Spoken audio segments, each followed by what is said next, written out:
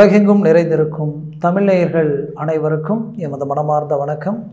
நான் உங்கள் ஜோதிடர் அந்தியூர் சுதாகர், பாரம்பரிய முறை ஜோதிட ஆராய்ச்சியாளர். இன்று நாம் காணக்கூடிய தலைப்பு சிம்ம ராசி அன்பர்களுக்கு தை மாத பலன்கள். இந்த தை மாதம் எப்பேற்பட்ட பலனை தரப்போகுது அப்படின்றத இந்த காணொலியில் தெளிவாக விவரமாக நம்ம பார்க்கலாம். நம்ம சேனலை சப்ஸ்கிரைப் பண்ணாதவங்க பண்ணிக்கோங்க, பெல் பட்டனை கிளிக் பண்ணி ஆல் ஆப்ஷனை கொடுத்துக்கோங்க. தை மாதம் 1ஆம் தேதி சூரிய பகவான் உங்களுக்கு தனுசு ராசியிலிருந்து மகர ராசிக்கு வருகிறார். ஆக இந்த சூரிய பகவான் ப்ளஸ் அதோட உங்களுக்கு பார்த்திங்கன்னா செவ்வாய் பகவான் 22ஆம் தேதி பெயர்ச்சியாகி 6ஆம் இடத்திற்கு, அதாவது உங்களுடைய ராசிக்கு 6ஆம் இடமாகப்பட்ட மகரத்திற்கு உச்சம் அடைச்சி செவ்வாய் பகவான் உங்களுக்கு வருகிறார். மீண்டும் பார்த்தீங்கன்னா உங்களுக்கு தனுசு ராசியில் இருந்த புதன் பகவான் 18ஆம் தேதியே பயிற்சி ஆகிறார், அவரும் மகர ராசிக்கு வருகிறார். அடுத்து சுக்கிர பகவான் மட்டும் பார்த்தீங்கன்னா விருச்சிகத்திலிருந்து 4ஆம் தேதி பயிற்சியாகி தனுசிற்கு வந்து மீண்டும் 28ஆம் தேதி பயிற்சியாகி அவர் உங்களுக்கு மகர ராசிக்கு வருகிறார். இதில் வருடக்கோள்களாகப்பட்ட குரு பகவான் உங்களுக்கு 9ஆம் வீட்டிலும், அடுத்து 7ஆம் வீட்டில் சொந்த வீட்டாகப்பட்ட சனி பகவானுடைய கும்பத்தில் சனி பகவானும், ராகு உங்களுக்கு அஷ்டமத்தில் 8ஆம் இடத்திலும், கேது பகவான் உங்களுக்கு 2ஆம் இடத்திலும் இருக்கிறார். ஆக இந்த அமைப்பு உங்களுக்கு இந்த மாத பலன்களில், இந்த தை மாதம் பலன்களில் உங்களுக்கு எப்பேற்பட்ட அமைப்பை உண்டாக்க போகுதுன்றது நாம் இந்த காணொலியில் பார்க்குறோன்னா, இந்த கிரக அமைப்புகள் இதுவரைக்கும் உங்களுக்கு இல்லாத ஒரு மன வலிமையை கொடுக்கக்கூடிய இடத்தில் கிரகங்களுடைய நிலை இருக்குது. ஏன்னா பஞ்சமஸ்தானத்தில் இந்த மாதம் உங்களுக்கு 18ஆம் தேதி வரைக்குமே செவ்வாய் பகவான், அது குரு பார்வையில் செவ்வாய் பகவான் நிற்கிறார்.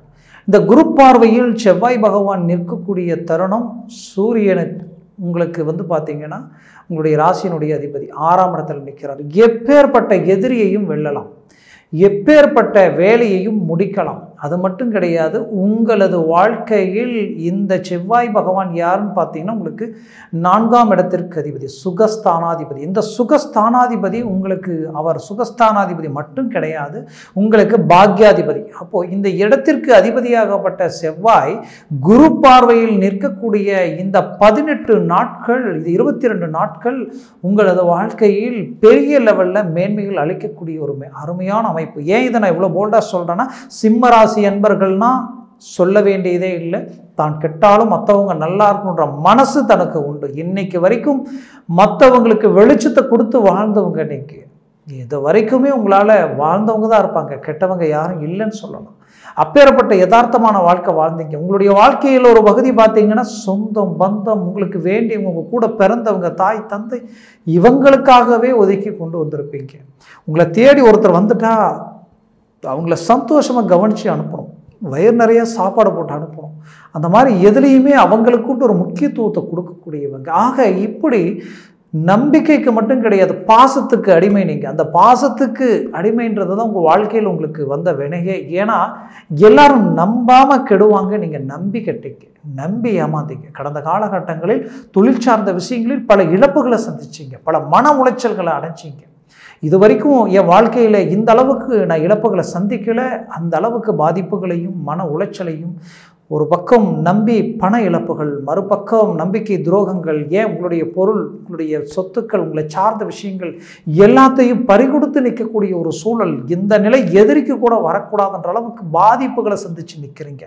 சரி, இதெல்லாம் ஒரு பக்கம் இருக்கட்டும். ஆனாலும் இவ்வளோ பிரச்சனைகள் தாண்டி இன்னைக்கு வரைக்கும் உங்கள் தன்னம்பிக்கையை நீங்கள் இழக்கலை. காரணம் அதுதான், சூரிய பகவானுடைய வீடு. அந்த சூரிய பகவானுடைய வீட்டிற்கு அதிபதி சிம்மம். இந்த சிம்ம ராசினா சொல்லணுமா, உங்களுக்குன்ட்டு ஒரு தனித்துவம் இருக்கும்.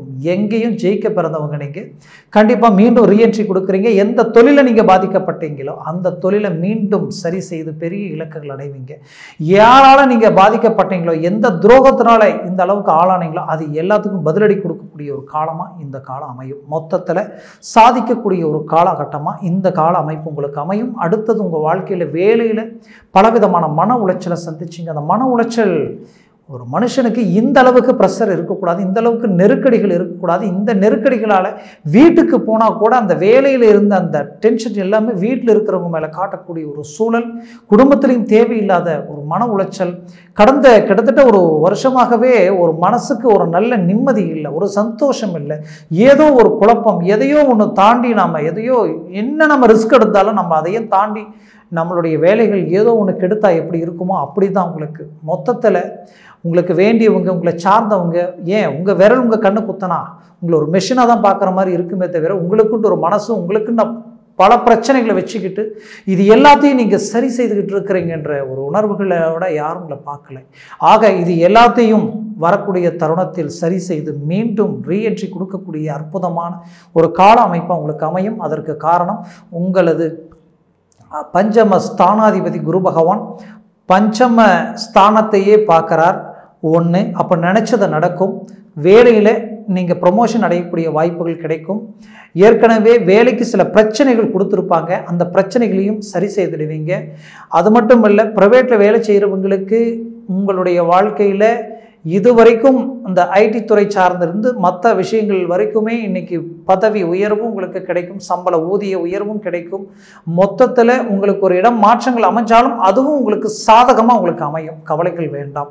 ஆக மொத்தத்தில் டெம்பரவரியாக வேலையில் இருக்கிறவங்களுக்கு பர்மனண்ட் ஆகக்கூடிய வாய்ப்புகள் உங்களுக்கு கிடைக்கும். மேற்கொண்டு அரசு உத்தியோக ரீதியில் முயற்சிகள் செய்துட்டு இருக்கக்கூடியவங்களுக்கு கூட இப்போ இந்த தருணத்தில் அதை சார்ந்த விஷயங்களும் உங்களுக்கு கிடைக்க வாய்ப்புகள் 100% உண்டு. மொத்தத்தில் இந்த கால அமைப்புகளில் எடுக்கக்கூடிய முயற்சிகள் உங்களுக்கு முழுமையான சதவீதம் வேலை செய்யும் கண்டிப்பாக.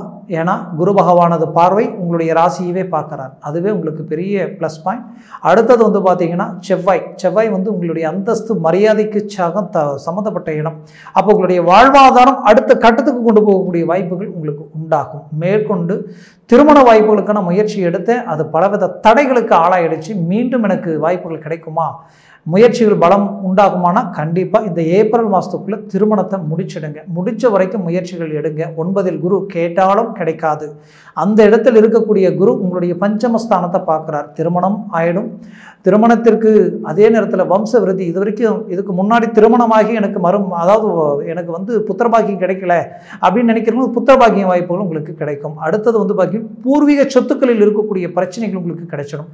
அதை விட உங்களுடைய வாழ்க்கையில் கடந்த காலகட்டங்களில் உங்களுக்கு வந்து பார்த்தீங்கன்னா இந்த திருமணத்திற்கு வந்து என்கேஜ்மெண்ட் வரைக்கும் போய் எனக்கு நின்றுடுச்சுன்னு நினைக்கிறவங்களுக்கு கண்டிப்பாக மீண்டும் ஒரு வாய்ப்புகள் உண்டாகும். பிடிச்ச வாழ்க்கை நெருங்கி வந்து நடக்குமா நடக்காதான்ற குழப்பத்தில் இருக்கிறேன், அது எனக்கு கிடைக்குமான்னு நினச்சிங்கன்னா கண்டிப்பாக கிடைக்க வாய்ப்புகள் இருக்குது.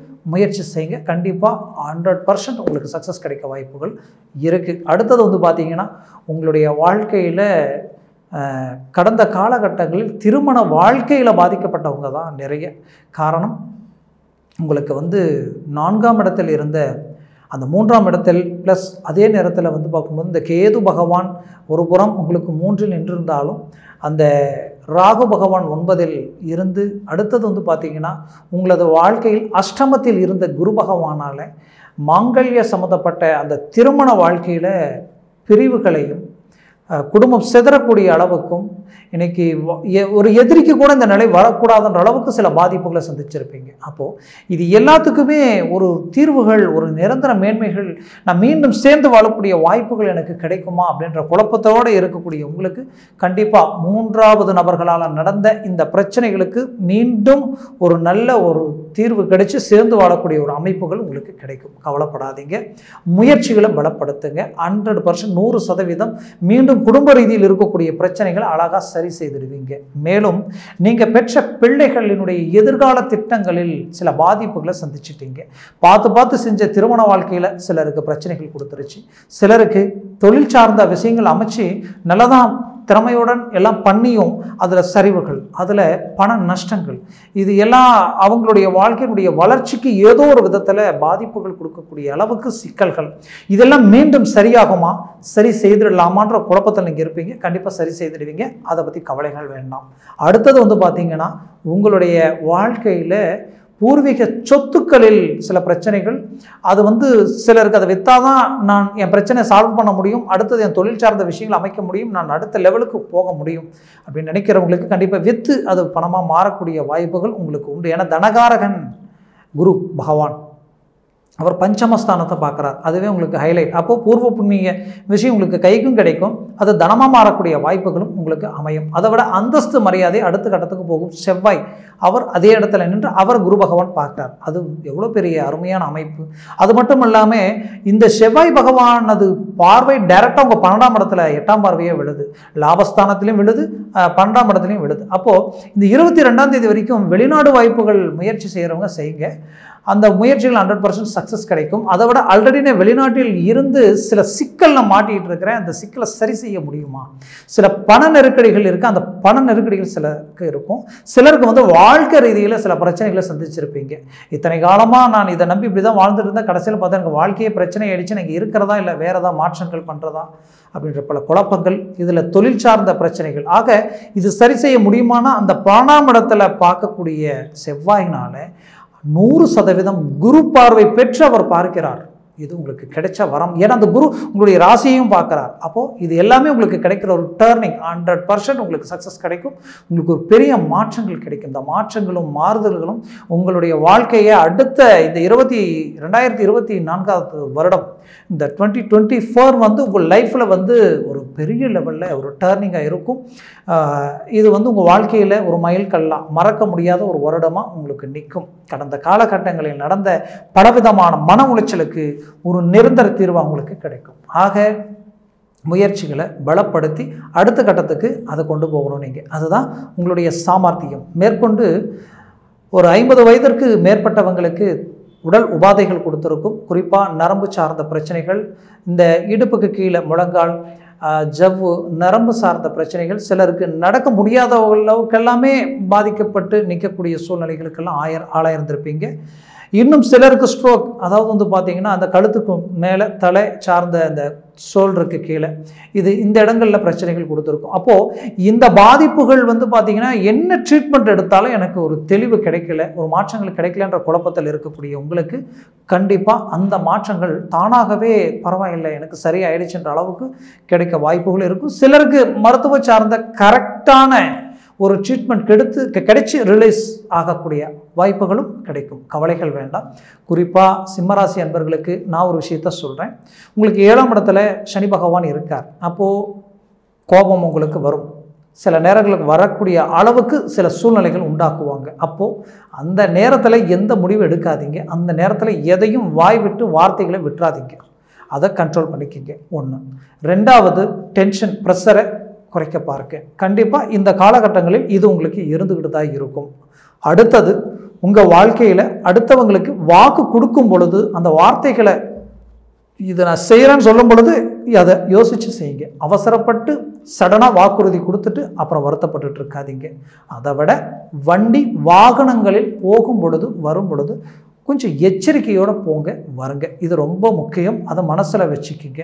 அடுத்தது உங்களுக்கு வந்து பார்த்திங்கன்னா உங்களுக்கு உங்களுடைய 7ஆம் பாவம் இந்த நட்பு ப்ளஸ் பார்ட்னர்ஷிப் இதை சார்ந்த விஷயங்களில் கொஞ்சம் உஷாராக இருங்க. எந்த டாக்குமெண்ட்டில் எது கையெழுத்து போட்டாலும் எது செஞ்சாலும் கொஞ்சம் நாம் இது வரைக்கும் அசால்ட்டாக இருக்கிறத விட கொஞ்சம் நாம் மேலோட்டமாக எல்லாம் கொஞ்சம் தெளிவாக பார்த்து ஒவ்வொன்று செய்கிறது ரொம்ப நல்லது. அடுத்தது உங்களுக்கு வந்து முக்கியமாக என்னென்னா ஒரு கடந்த காலகட்டங்களில் நீங்கள் செய்த சில இன்வெஸ்ட்மெண்ட்டுகளை மீண்டும் ஒரு தடவை சரி பார்த்துக்குங்க. ஏன்னா ஏதாவது டாக்குமெண்ட் ரீதியிலையோ ஒரு சொத்துக்கள் சார்ந்த பிரச்சனைகளோ ஏதாவது இருக்கா நம்ம வாங்கின ப்ராப்பர்ட்டியில் அப்படின்றதையும் கொஞ்சம் சரி பார்த்துக்குங்க. அவ்வளோதான். மற்றபடி வேறு எதை பற்றி கவலைப்பட வேண்டாம், எல்லாமே மேனேஜ்மெண்ட் பண்ணிடுவீங்க. ஆரோக்கியத்தை பார்த்துக்குங்க. மற்றபடி உங்களுடைய லைஃப்பில் வளர்ச்சி அடையக்கூடிய உங்கள் அந்தஸ்து மரியாதை உயரக்கூடிய எல்லா அமைப்புகளும் உங்களுக்கு கூடி வரக்கூடிய நேரமாக இது இருக்குது. அதை அதனால் உங்களுடைய வேகத்தை நீங்கள் அடுத்த கட்டத்துக்கு கொண்டு போங்க. ஃபஸ்ட்டு ஸ்டார்டிங்கில் கொஞ்சம் ஸ்லோவாக இருக்கும், போக போக பிக்கப் அடைஞ்சிடும். அதை நீங்கள் பார்ப்பீங்க. அந்த பிக்கப் உங்களுக்கு இன்னும் ஆக்டிவ் கொடுத்துரும், உங்களுக்கு சந்தோஷத்தை கொடுத்துரும். பட் அதையும் தாண்டி இதை ஏன் இந்த சில விஷயங்களை நீங்கள் ஏன் எச்சரிக்கையாக இருக்கணும்னு நான் சொல்கிறேன்னா, திசா சந்திப்புகள் நமக்கு எப்படி இருக்குன்னு தெரியாது. அந்த திசா சந்திப்புகள் ரீதியில் இது ரெண்டும் ஒன்று சேரும் பொழுது உங்களுக்கு ஏதாவது ஒரு சில பிரச்சனைகள் தந்தாலும் அது உங்களுக்கு நெகட்டிவ் ஆகிடக்கூடாது. அதனால் சொல்கிறேன். அதனால் உங்களுடைய ஜனன ஜாதகத்தை பாருங்கள். அந்த ஜனன ஜாதகம் முக்கியம்.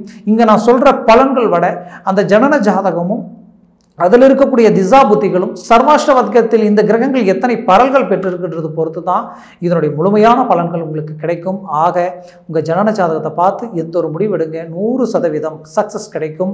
சிம்மராசி அன்பர்களுக்கு கிடைச்ச ஒரு அரிய வாய்ப்பு. இந்த காலகட்டங்களை நல்லா பயன்படுத்தி அடுத்த லெவலுக்கு கொண்டு போக முயற்சிகள் பண்ணுங்க.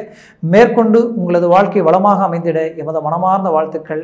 நன்றி, வணக்கம். மீண்டும் சந்திக்கலாம்.